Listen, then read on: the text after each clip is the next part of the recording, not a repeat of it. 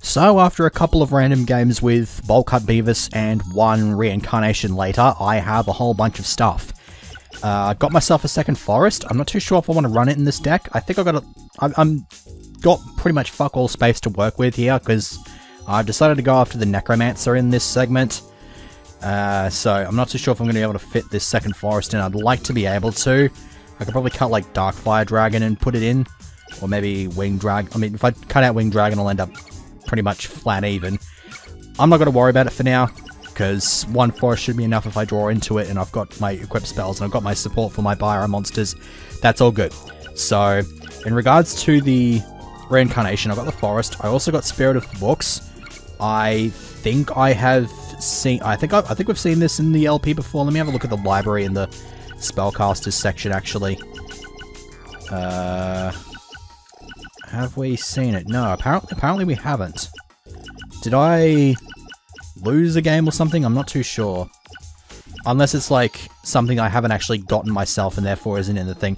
Anyhow, Spirit of the Books adds a Buku face down to your own summoning area. When that Buku flips face up, it gives this thing 500 points. So on top of being used for that purpose, you can also use it just to get monsters on the board for using rituals. Speaking of which, I have got my first one from Weevil. He has this Javelin Beetle Pact. I forced it face up with the Dark Piercing Light, and then because his CPU was stupid, it activated it. The only reason it didn't actually summon the creature is because he didn't have a Hercules Beetle, which you need, along with 2 other insect monsters to use the ritual. That's basically the gimmick with every ritual, is you need to sacrifice 3 monsters, which are specified in this special info section. So I don't actually have a Hercules Beetle, so I can't actually summon this. I might go and do a few more games with Weevil off screen, but I wanted to show off what I got through my reincarnation. I also got this, completely inconsequential. But on top of that, I also managed, in the first of those 2 games that I had, get the Cocoon of Evolution, which as you can see is a power-up card now, instead of a monster like in the real game. So I'm running that, and I'm also running a Caterpillar, because it benefits from the Cocoon of Evolutions right at the bottom of that list. One of the very few like caterpillar slash like infant moth type things that will turn into a gigantic moth. I also got the lava moth from him, which I would have used. The only reason I didn't is because the caterpillar is a level 1 and the lava moth is a level 2. So using less summoning points in order to get this thing out on the board is just nice to have. I do also have Acid Crawler, which is the strongest of the 3 that I have, but as you can see, it's a level 3 monster. If I ever got my hands on a Petite Moth, I would definitely be using that instead, just because Petite Moth actually has a direct link to the whole Great Moth lineup. That's kind of the reason I use Lava Moth as well, but we're about 3 minutes into this segment, and we need to have our match. Forest, I'm not too sure if I could fit this forest into the deck anywhere. I might as well take Darkfire Dragon and put it in there. I don't really need that for anything else, so I think I'm happy with that. Just squeaking my way underneath the deck cost there of 793. I'm going up against Necromancer here. I can't even remember if I said that or not in this attempt, because I do have 2 scrapped attempts at this segment, so if I repeated myself, then I apologize. I must also apologize for the lateness of this segment, because I expected to have this up yesterday morning, and yet it's nearly 9 o'clock at night when I'm recording this, the following night. Anyhow, Necromancer, the equivalent of Bonz, just likes to run zombies. If I really wanted to get an advantage over him, I'd be running mountains, because zombies for some reason are detrimented by mountains. I'm not too sure why, but that's just how that works. Don't ask me, it's stupid.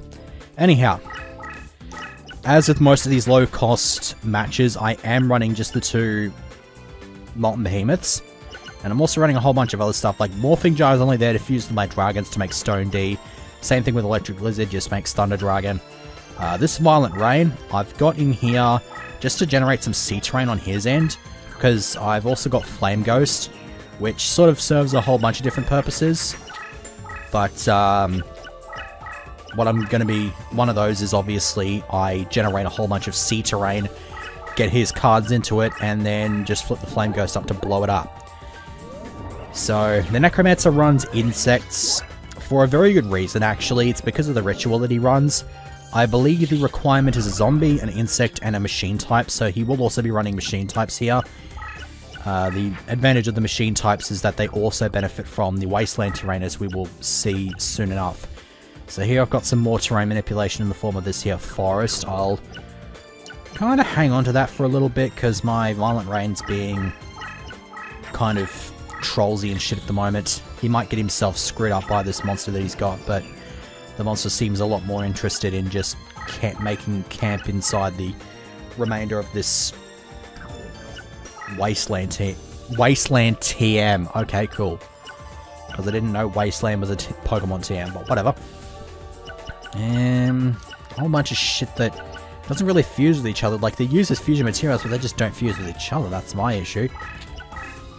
Gonna go ahead and get rid of some of this sea. I don't really need Violent Rain for much anymore, because my plan was to just generate a whole bunch of sea terrain. But now that I've got this forest, I can just start sort of trolling him with that.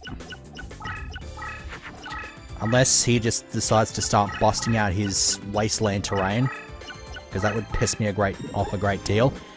Snake Hair, the only reason that's getting over Violent Rain is because it's within the range of his deck leader ability.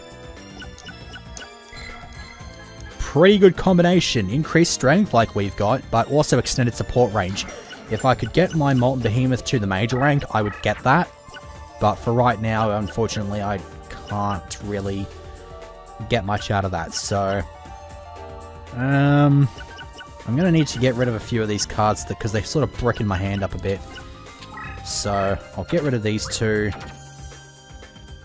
Just sort of chill on the Electric Lizard to just sort of keep that thing there. Yeah, I would rather this thing die through some means other than being destroyed by battle, because if I killed that with my Flame Cerebrus, my Cerebrus would not like that at all. Freaking Medusa. Alright, so he's actually not buying into my Electric Lizard there. He'd rather go for my deck leader. Obviously, it's a smart play, but I don't want him to be smart. Instead, I want him to ram into my Molten Behemoth, which is going to benefit a lot from the strategy that I've got going on here.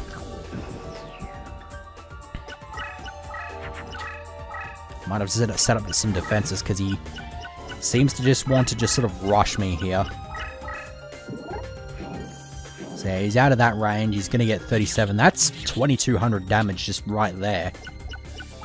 Which just leaves him with 600. I'm not too sure if I'm running both Ukazi and Hinotama in this deck. Let's go ahead and drop the Dragon Piper here. If he runs into that and loses as a result, I'm going to laugh. We're about to find out.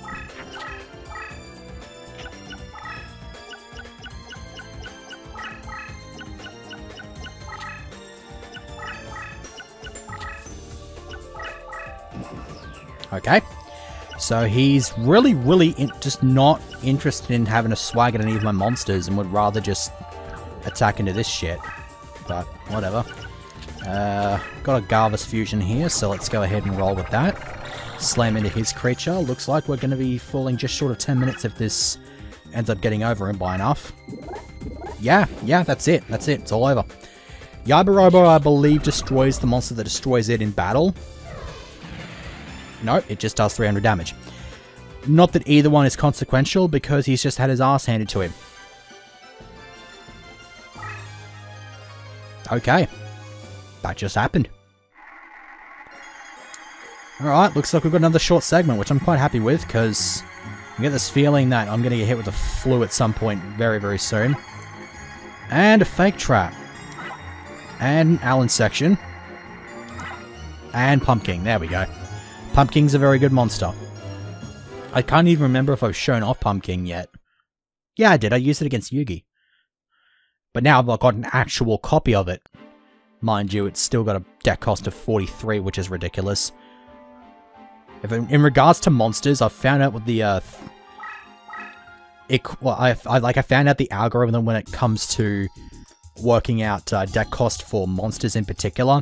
If it's for vanilla monsters like this, you just combine the first two digits of their attack and defense. So here we've got 15 and 12, which creates 27.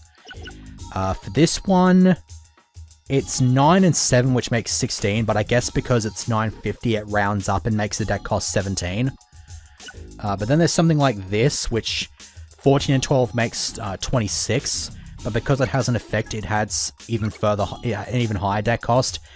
I think it's just dependent on how good the effect is that determines what its deck cost, how much additional deck cost it is. This one is just a +5. There are some others that go even higher. Let's see what, okay, that's 32, that's only +5. That looks like 8, 6 is 14, 15, 16, 17, 8. Okay, that's interesting. That's actually a +4. That's a +5. This one is 38, 19 +4 is 23. That's +15 for its effect. Probably more because it's an immortal type, but also it does have 2 different effects, so that's kind of cool. And for the most part, for spells and traps and stuff like that, it's just dependent on how powerful they are. All the ritual cards have 5 deck cost, and obviously the better the trap is, the higher the deck cost is going to be. So for like Magic Jammer that just completely stops spells and ritual cards and stuff like that, 35, or something along the line. Whereas compared to just Fake Trap, which is a pile of garbage, but does negate Harpy's Feather Duster when it's activated, only has a deck cost of 5. Or something like, most of these power-up cards have a deck cost of 10. There's some like Invigoration, which has a deck cost of 15, which is really weird because Invigoration is literally the equivalent to Dark Energy, but for Earth monsters. So plus 300 for Earth, plus 300 for Dark, but for some reason Invigoration has a 15 deck cost as compared to Dark Energy, which has a 10 deck cost. That I'm not too sure about. I know Megamorph has a deck cost of 15 because it's plus 300 for any monster. And then there's just random stuff like Cursebreaker, which does count as a power-up card, but it only has a 1 deck cost. Then there's Call the Hornet, which is 1 deck cost, I'm not too sure why. And then there's just stuff that, like, Hinotama and Ukazi, the more damage it deals, the higher its deck cost will be. The highest deck cost spell in the game is Ryoku with 99 deck cost. I believe there's only one other card in the game that has that 99 deck cost, and that's Mirror Force. And would you believe it, neither of those are obtainable, except through action replay codes.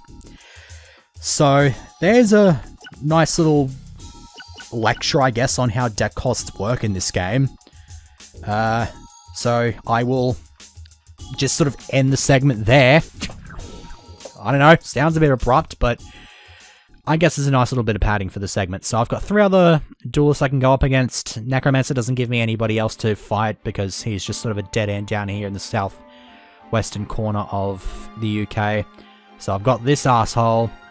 I've got in England over here, and this dipshit. Hopefully, I'd like to be able to get the Cocoon out against this guy because he just sort of pisses you off a lot with his shenanigans. So I'll once again just determine who it is I'm fighting off screen. Maybe have a few more games. I'd like to try to get a Hercules Beetle and a Shaft Javelin Beetle packed and stuff like that. But there you go. I turned a 9.5 minute segment to 14 minutes. Go me! Alright, next time, hopefully certain things will happen, but they probably won't.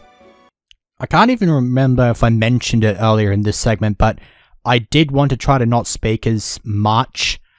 I also didn't really want to have to edit and stuff like that, and now I'm going to have to, because for the 3rd time in 5 segments, or 6, I've gone and completely forgotten to put in my random code for the end of the segment. I'm really not in a good mood as a result of that. Number 600. What have I got? The Penguin Soldier. Only really good for memes, I guess. I don't know. No. I wanted this one to stay put. Thank you. Okay. What is our... where's our code? 8M. What really annoys me is I could have put in this code while I was giving out that random lecture on deck costs and shit, and then it just didn't happen because I was an idiot and forgot about it. So yeah, there's Penguin Soldier. Doesn't send 2 monsters back to the hand like it usually does. Instead, it gives all my Penguin Knights plus 800. I do not believe I have Penguin Knights. Let's see. Where are my Aqua-type monsters? Yeah, no. No Penguin Knights. No nothing. Ending for reals this time.